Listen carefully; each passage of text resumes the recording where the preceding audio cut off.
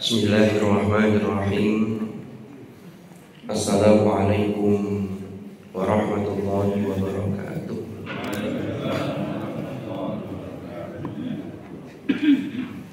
Alhamdulillahirabbil alamin.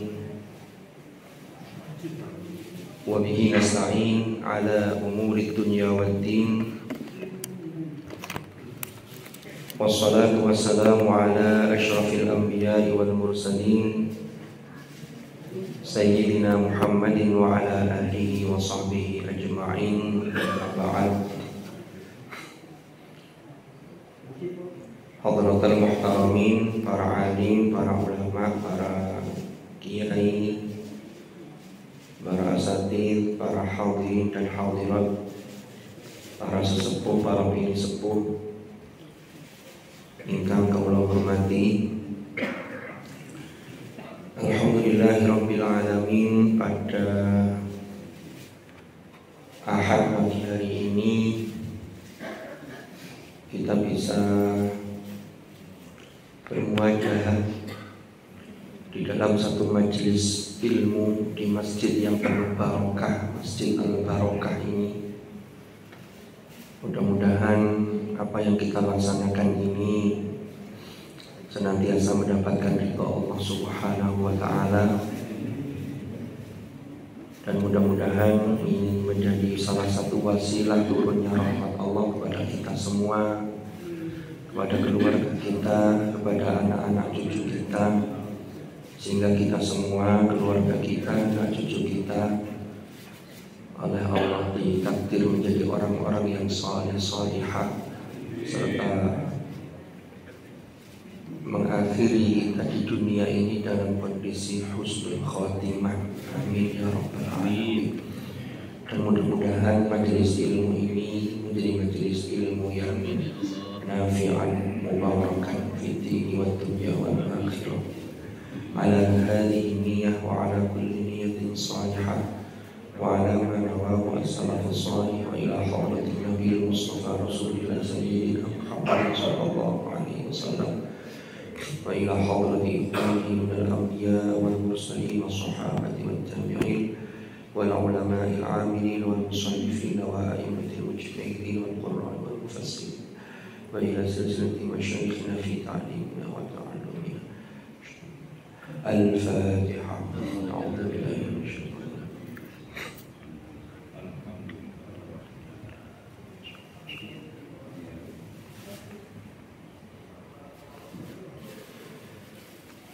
Para bapak, para ibu, para hadirin dan hadirat jamaah Masjid Al-Barokah Tiltasani rahimakumullah. Saya sebelum pertemuan hari ini, insyaallah terakhir di majelis ini itu ketika istihlal atau ketika halal bihalal beberapa bulan yang lalu. Waktu itu tempat duduknya masih di bawah. Ini saya agak canggung ketika di atas ini. Saya boleh orang ini karena kok posisinya lebih tinggi. Padahal banyak yang sepuh-sepuh, yang senior-senior yang di bawah. Tapi ini bukan kehendak saya, tapi ini sudah dari takmir sehingga saya sami'na wa ata'na. Alhamdulillah, puji syukur kita haturkan kehadiran Allah karena pada pagi hari ini kita masih dianugerahi kesempatan untuk nambah-nambah amal, nambah-nambah ilmu. Mudah-mudahan dengan wasilah ini kita menjadi pribadi yang semakin baik semakin hari. Salawat dan salam semoga tetap terlimpah curahkan kepada junjungan kita Nabi Muhammad sallallahu alaihi wasallam, beriring untayan salawat. Allahumma salli wa sallim ala sayyidina Muhammad. Allahumma salli alaihi. Para bapak, para ibu, para hadirin dan hadirat rahimakumullah, kita masih melanjutkan kisah tentang Nabiullah Adam alaihi salam, yang mana nanti harapannya dari lanjutan kisah ini kita bisa memetik hikmah untuk kita jadikan sebagai bekal di dalam meniti sisa umur yang dianugerahkan oleh Allah di dunia ini. Terlebih hari ini kita masih berada di bulan Muharram, yang mana hari ini insya Allah kalau tidak salah kita berada di tanggal 22 Muharram. Kan di bulan Muharram itu di tanggal 10 Muharram Asyura. Dulu sudah banyak yang membahas, para ustadz-ustadz itu, para kiai. Salah satunya dari banyak peristiwa itu, salah satunya ada peristiwa diterimanya taubatnya Nabi Adam alaihissalam. Ada satu hal yang menarik yang bisa kita jadikan sebagai kata kunci. Ini kata kunci nih. Kalau kita mau angen-angen, mestinya kita itu harus lebih berhati-hati. Kenapa? Jenengan pirsani, Nabi Adam itu orang yang luar biasa. Beliau disebut dengan Abul Bashar, bapaknya manusia. Beliau itu melakukan satu kesalahan yang sebenarnya kesalahannya itu kesalahan kecil, tapi karena dilakukan oleh orang besar maka dampaknya besar. Maka kalau panjenengan orang besar, jangan pernah meremehkan hal-hal yang kecil, yang bahkan kalau itu dilakukan orang biasa itu bukan kesalahan. Makanya biasa kalau orang besar, tokoh melakukan apa begitu ya, orang melihat gak pantas, loh kan begitu. Nabi Adam niku melakukan satu kesalahan tapi minta ampunnya luar biasa. Merasa menyesalnya itu luar biasa. Satu kesalahan dampaknya apa? Allah turunkan fahbib. Diperintahkan oleh Allah, qala biqa minha jami'an. Jadi Allah memerintahkan Adam untuk turun, tentunya dengan Hawa, istri beliau, turun dari surga. Jangan bayangkan, satu kesalahan kecil dampaknya turun dari surga, tapi penyesalannya luar biasa. Lah kita ini, ya saya ini kadang-kadang kita ini itu melakukan banyak kesalahan tapi merasa tidak salah, loh kan repotnya. Terus minta ampunnya tidak serius, tapi maunya sembarang dituruti. Tapi tidak ada di sini, itu tempat lain banyak ngoten. Malah bangga dengan kesalahannya, gak nyadar nek iku salah, bangga jaluke mlebu swarga. Lho ini Nabi Adam sekeliru siji metu teko swarga, awake dhewe keliru akeh jaluk mlebu. Lho iki terus piye? Tapi ya jangan khawatir, Allah itu Maha At-Tawwab, Maha menerima taubat. Karena itu hak prerogatif Allah, tetapi ya kita harus serius, tidak boleh mempermainkan. Makanya ketika Allah bicara soal menerima taubat itu, Allah mengatakan dengan dhamir mutakallim wahdah, karena ini menunjukkan hak prerogatif. Wa anat tawwab, itu kan begitu. Bukan innana, enggak, tapi bukan nahnu, tapi wa anat tawwabur rahim, ana at-tawwab. Karena menerima taubat ini hak prerogatif Allah. Jadi para ulama sudah membocorkan gimana caranya. Makanya makom pertama dalam memperbaiki diri, atau kalau kita bicara tentang tasawuf, itu Imam Al-Ghazali itu menempatkan makom yang pertama itu makom at-taubah. Jadi berada di station atau di posisi taubat itu harus pertama itu, sebelum nanti ke makom-makom berikutnya. Nah sekarang kita mulai lanjutkan ayat kajiannya. Jadi ayat kajian kita ini masih melanjutkan surah Thaha ayat 120. Walaupun kisah Adam ini tidak hanya ada di surat ini, tetapi nanti akan dilengkapi dengan di surat-surat yang lain, karena nanti informasinya ini ada di beberapa surat, sehingga ini nanti satu dengan yang lain saling melengkapi. Di episode yang lalu dijelaskan di dalam ayat ini, Nabiullah Adam alaihi salam itu ketika berada di dalam surga, Allah sudah menjamin semua fasilitas. Ya, bahkan Allah jelaskan bahaya yang mengancam yang harus diwaspadai. Itu terekam di dalam ayat 117 sampai 119. Faqulna ya Adam, ditunjukkan, inna hadza aduwwul laka wa li zaujika. Iki lu musuhmu. Jadi iblis itu, yang kemudian iblis nanti disifati dengan asyaiton, itu sudah ditunjukkan bahwa iblis itu musuh besar bagimu juga bagi pasanganmu wahai Adam. Fala yukhrijannakuma minal jannati fatashqa. Jangan sampai dia itu musuhmu ini mengeluarkan kalian berdua dari surga. Karena kalau itu yang terjadi fatashqa. Ini kemarin sudah kita bahas. Yang keluar dua-duanya, keluar dari surga, diturunkan ke bumi. Tapi yang sengsara itu di situ fatashqa itu hanya Adam. Apakah perempuan tidak sengsara? Mboten. Ini kata maksudnya, kata para ulama ini maksudnya begini.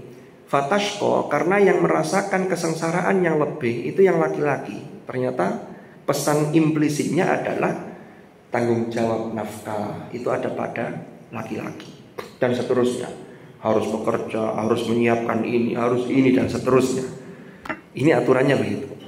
Nah, lalu Allah tampilkan juga di dalam firman-Nya ayat 118-119, Inna laka alla taju'a fiha wa la ta'ra wa annaka la tadma'u fiha wa la talha. Di surga itu engkau tidak bakal lapar sudah. Ya, Inna laka alla taju'a fiha wa la ta'ra. Juga tidak mungkin tidak pakai pakaian, mesti ada pakaian. Berarti mana sudah kita bahas, kebutuhan pangan tercukupi, kebutuhan sandang tercukupi, wa annaka la tadma'u fiha wa la talha. Ya, kebutuhan makan dan juga minum itu tercukupi. Dan juga kebutuhan wala talha, engkau tidak merasa panas. Jadi di surga itu terkena sinar matahari waktu duha saja, kepanasan waktu duha saja enggak. Apalagi terik matahari di tengah hari. Jadi semua sudah tercukupi. Kalau di dunia enggak, dunia harus kepanasan. Ya itu kan kadang-kadang bisa kita pahami umpama orang bekerja. Memang ada yang kepanasan secara langsung, tapi kan macam-macam. Ada yang kerja itu lebih dominan fisik, ada yang lebih dominan pikiran, kan dan seterusnya. Itu bentuk-bentuknya. Nah, semua fasilitas ini sudah diberikan. Ini kemudian menjadi pintu masuk bagi syaitan, ya, iblis, untuk menggoda Adam. Apa hikmah yang bisa kita petik?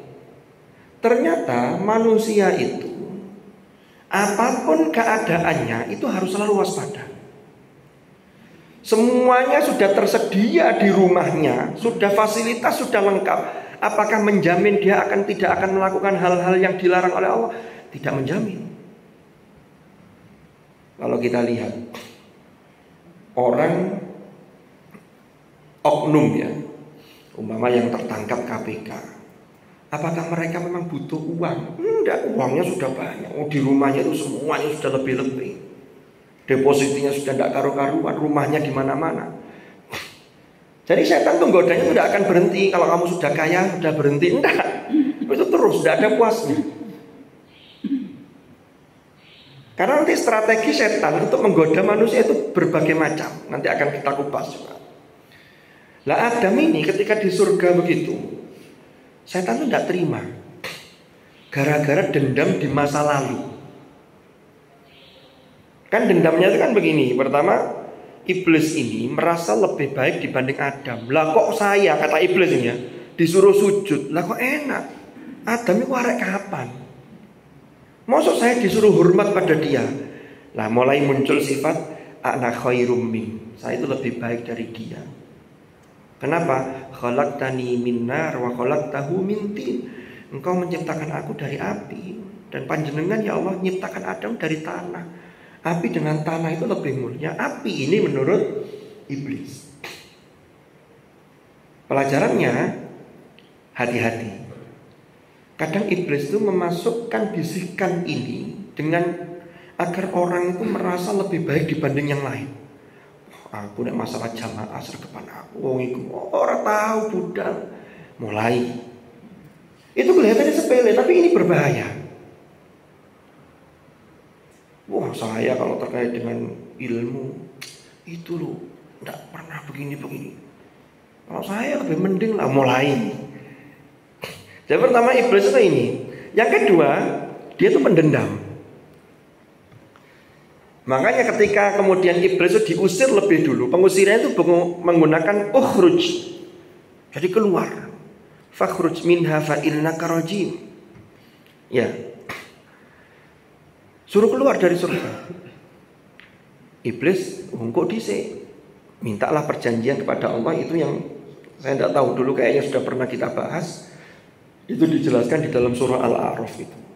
Sehingga meminta dua permohonan itu. Yang pertama, diizinkan untuk menggoda manusia karena dendamnya tadi itu. Yang kedua, untuk melancarkan programnya itu, dia minta dipanjangkan umurnya, dan itu dikabulkan oleh Allah. Anzirni ila yaumi yub'atsun qala innaka minal munzirin. Jadi sampai hari ini tuh iblis masih ada itu. Dia bikin kaderisasi dari golongan jin dan manusia itu luar biasa. Dan itu tidak berhenti itu sampai nanti hari kiamat. Nah, iblis dendam. Aku ditokno kok swarga, kok enak Adam itu di dalam surga menikmati fasilitas. Inilah kemudian iblis itu mulai ya apa carane masuk ke surga lagi untuk menggoda Adam. Hati-hati, berarti sifat pendendam itu sifatnya iblis. Kalau manusia, ya ini dibekali oleh Allah dengan hati dan akal, dan itu dibimbing oleh wahyu melalui agama, agar apa? Dendam-dendam yang seperti yang dilakukan oleh iblis itu dikikis. Makanya orang di surga itu wa naza'na ma fi sudurihim min ghillin tajri min tahtihimul anhar. Penduduk surga itu kami cabut dari hatinya itu rasa iri, rasa dendam, rasa mangkel, tidak ada.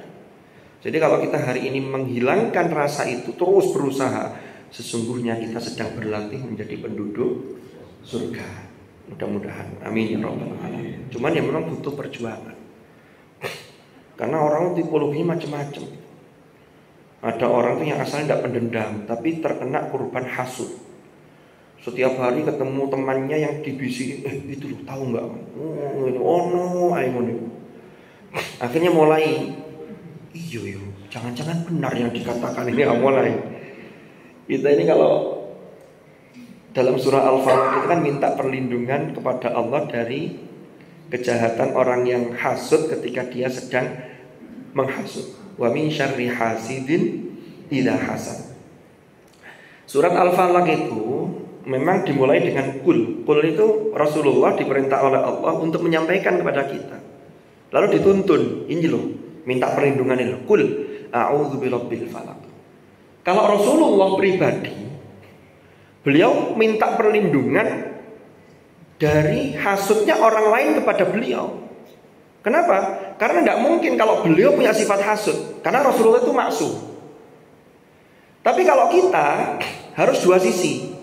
Ya Allah, saya mohon perlindungan dari orang-orang yang hasut. Itu jangan hanya nyalahkan orang lain yang hasut, baik menghembuskan hasut atau hasut kepada kita, tapi kita juga minta perlindungan dari hasutnya diri kita kepada orang lain. Jadi dua sisi, karena kita tidak maksum. Wa min syarri hasidin idza hasad. Nih, kita kembali ke ayat berikutnya. Setelah fasilitas itu dinikmati oleh Adam, karena memang di surga ini, iblis ini mulai cari cara.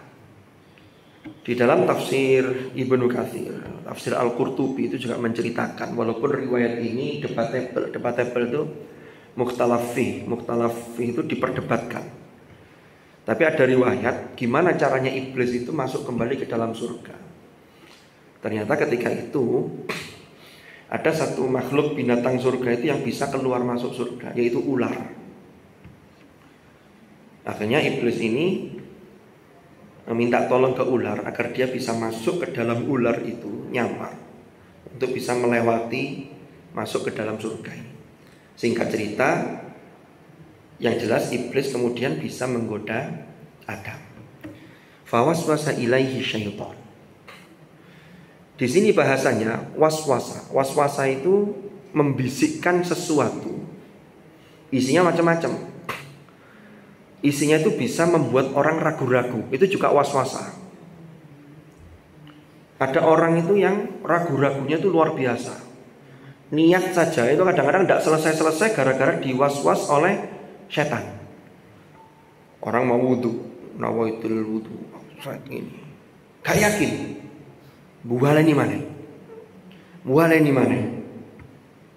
Itu setan itu seneng kalau ada orang yang begitu itu mau melakukan kebaikan lalu dihembuskan, gak sah, baleni mana?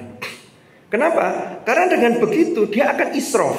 Pertama dari sisi air, menggunakan air secara berlebihan, itu kan tidak boleh. Kan begitu. Belum lagi nanti soal waktu. Wudu tok sampai waktunya sholat itu tinggal 5 menit gara-gara lama di wudunya, padahal sholatnya tidak sampai 5 menit. Nah, ada di sini tempat lain. Setan sopan ngoten nanti. Ada yang was-was itu membuat orang itu ragu begini. Atau dibisikkan sesuatu sing koyok-koyok itu dihiasi dengan baik, padahal dia ini membisikkan bisikan jahat, tapi tidak langsung kejahatannya, tapi dibikin sesuatu itu baik dulu. Itulah yang dalam surah Al-A'raf setan tuh ngodanya tuh begini, fadallahuma bighurur. Maka fadallahuma bighurur, setan itu menunjukkan jalan kepada keduanya, yaitu Adam dengan Hawa itu dengan gurur. Gurur niku aslinya itu buruk, tetapi dilapisi dengan sesuatu yang bagus sehingga kadang orang itu tertipu. Jenengan beli perhiasan, bagus, ini emas. Padahal umpama dalamnya imitasi, dilapisi emas. Orang yang tidak paham tentang peremasan bisa tertipu. Loh, setan itu begitu. Dan dunia itu menjadi salah satu alat oleh setan. Makanya Allah mengingatkan, wa mal hayatud dunya illa mata'ul ghurur. Orang itu kalau sudah diperbudak dunia, itu koyo-koyo itu indah. Tapi hati-hati itu menipu. Dia akan sadar dari tipuan dunia itu kalau minimal atau maksimal itu ya, bukan minimal. Kalau tidak sadar-sadar itu maksimal itu ketika orang sudah mau meninggal. Fir'aun itu sombongnya minta ampun. Ya, karena merasa luar biasa. Dia baru sadar ketika sudah mau tenggelam. Ruh itu sudah mau tercabut ketika sudah sampai di tenggorokan. Falamma adrakahul gharq. Dia mengatakan, qala amantu annahu la ilaha illalladzi amanat bihi banu Israil wa ana minal muslimin. Tapi ketika itu sudah terlambat. Maka jangan sampai kesadaran kita itu untuk memperbaiki diri itu datang ketika ajal sudah menjemput. Itu tidak ada gunanya, naudzubillah. Nah, setan itu sebelum menggoda itu bahkan berani sumpah. Di ayat 21 surat Al-A'raf itu wa qasamahuma inni lakuma laminan nasihin. Baru fadallahuma bighurur. Jadi setan itu bersumpah kepada keduanya, itu Adam dan Hawa. Apa kata setan? Inilah kumalaminan nasihin. Sungguh teman, saya itu nek gak mergo, saya itu mergo sayang kepada kalian. Saya kalau tidak mergo kasihan sama sampean, saya tidak kasih tahu ini.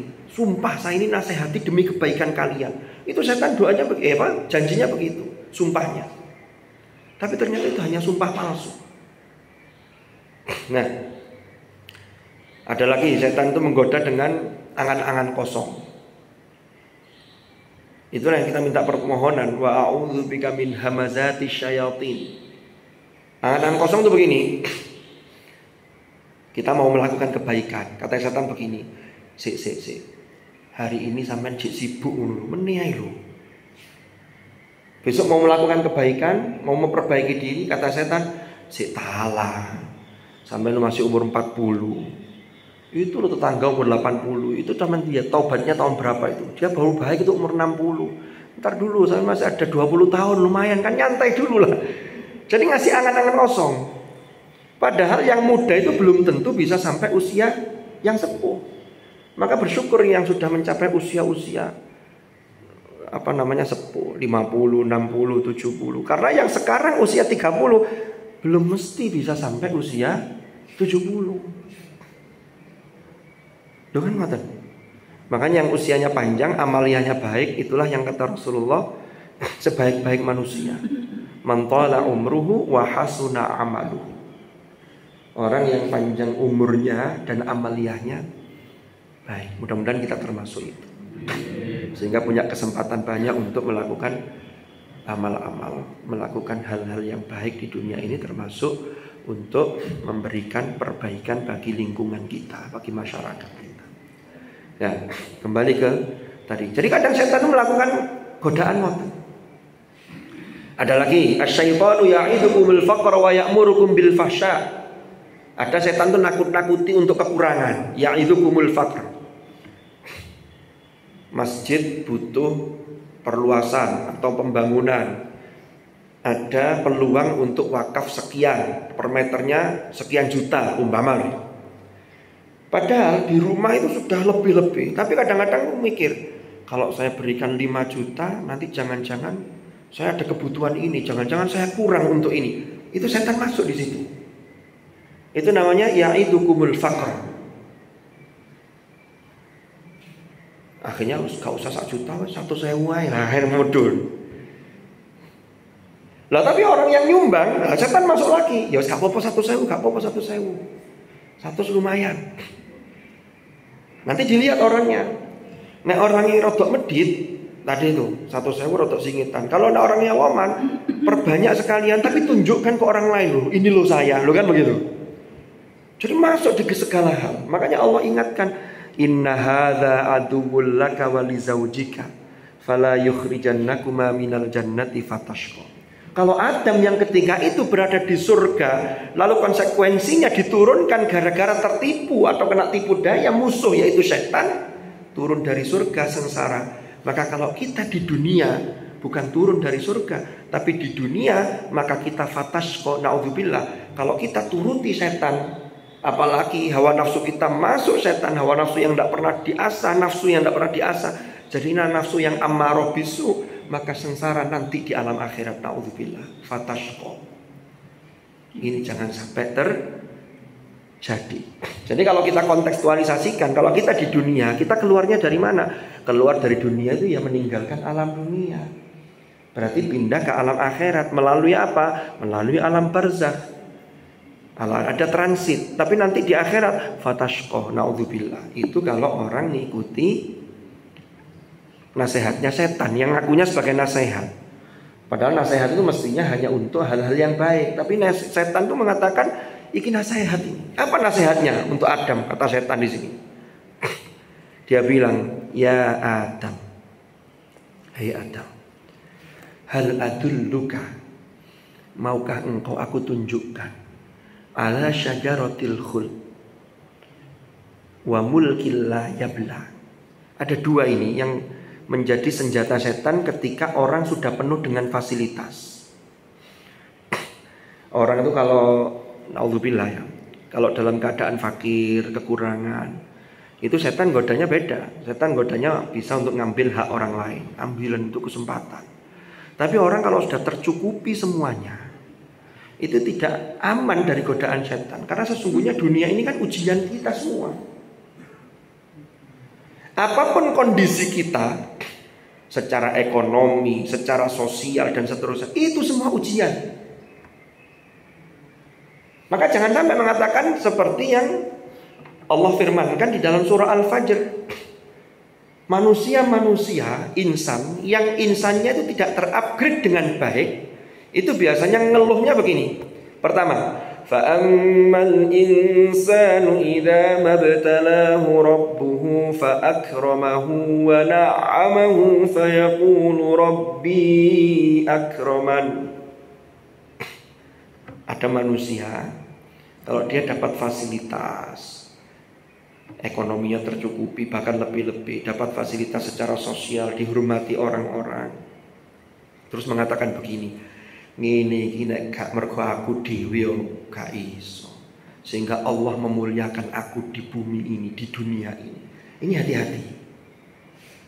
Padahal apapun yang ada di hadapan kita itu ujian. Kullu nafsin dha'iqatul maut wa nabluukum bisyarri wal khairi fitnah wa ilaina turja'un. Kami uji kalian. Ya, dengan keburukan dan dengan kebaikan menurut kalian. Itu sebagai ujian. Nah, lalu sebaliknya, wa amma idza mabtalahu faqadara alaihi rizqah. Terus ono wong yang kalau dia diuji dengan kesempitan rizki, diuji, dia mengatakan begini, fayaqul rabbi ahanan. Ya Allah, saya ini salah apa? Kenapa kok Tuhan menghinakan aku seperti ini, menguji saya seperti ini? Jadi hanya merasa diuji ketika diberi kekurangan, lalu merasa Allah menghinakan. Padahal itu semua adalah ujian untuk mencapai bagaimana derajat ketakwaan kita di hadapan Allah. Sehingga setelah derajat ketakwaan itu baik, maka bagaimana kita menjadi orang yang disebut ni'mal abd innahu awwab, sebaik-baik hamba. Itu yang sedang kita usahakan selama hayat masih dikandung badan. Nah, Adam ini, Nabi Adam alaihi salam yang fasilitasnya tercukupi, iblis godanya begini. Ini di ayat 120. Mau nggak Adam? Saya tunjukkan kepada kamu syajaratal khuld. Ya, hal adulluka ala syajaratil khuld. Syajarah itu maknanya pohon, al khuld itu keabadian. Kalau kita lihat di dalam ayat-ayat Al-Qur'an, Allah itu kan sudah wanti-wanti ke Adam.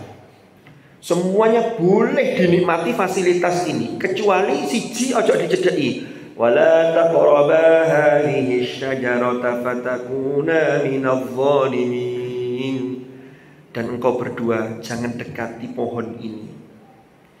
Kalau engkau dekati, engkau makan buahnya, maka engkau berdua akan termasuk di antara orang-orang yang zalim. Berarti di surga itu sesungguhnya fasilitas dengan larangannya itu lebih banyak fasilitasnya. Larangannya masih siji. Tetapi ternyata larangan itulah yang oleh setan dibungkus dengan sesuatu yang koyok-koyok api. Padahal ini membahayakan. Di dunia ini, larangan Allah dengan yang dibolehkan itu jauh lebih banyak yang diperbolehkan. Jangan hitung, sing dilarang-larang itu loh. Cuman setan masuk. Hawa nafsu, setan ngipasi. Koyok-koyok, sing haram itu lebih menjanjikan, lebih enak dan seterusnya. Sekarang ini maraknya di mana-mana, mohon maaf, naudzubillah, perselingkuhan. Itu kalau kita lihat media sosial, itu sudah banyak orang-orang yang menormalisasi. Dikira hal-hal begitu itu dianggap biasa. Setan masuk, suami istri. Ya, sudah baik-baik keadaannya. Ketok sing liyane, muncul setan.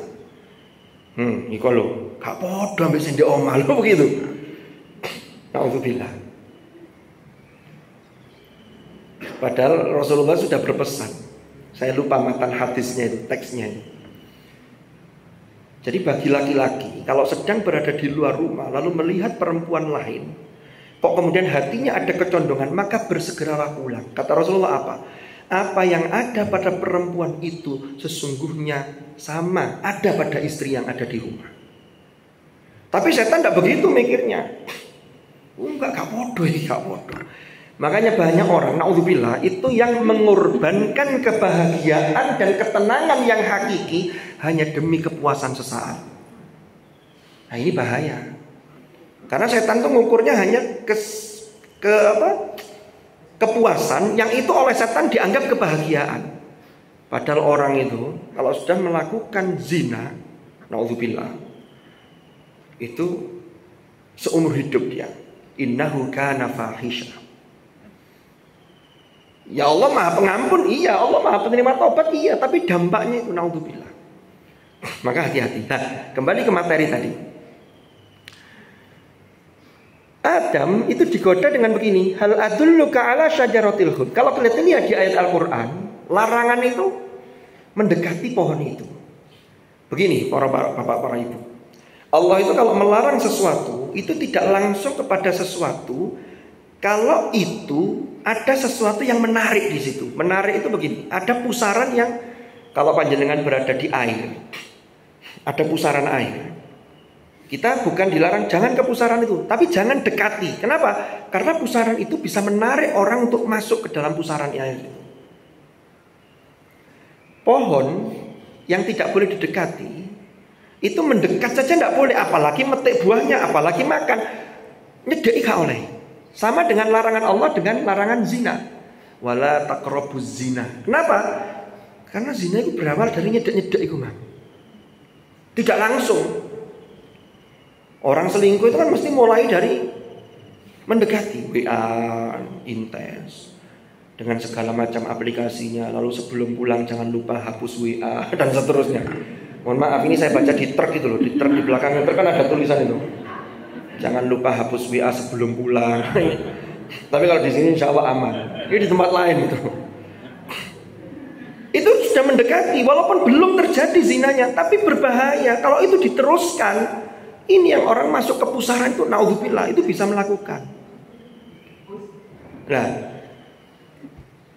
iblis itu godanya gini, mau nggak tak tunjukkan dulu. Hal adulluka ala syajaratil khuld. Kenapa kok syajaratil khuld ini? Di surat As-Saffat itu tidak disebut pohon khuldi, pohon keabadian, enggak. Tapi ini bahasanya iblis agar Adam itu tertarik. Iblis memberi nama syajaratil khuld. Apa artinya syajaratil khuld? Pohon keabadian.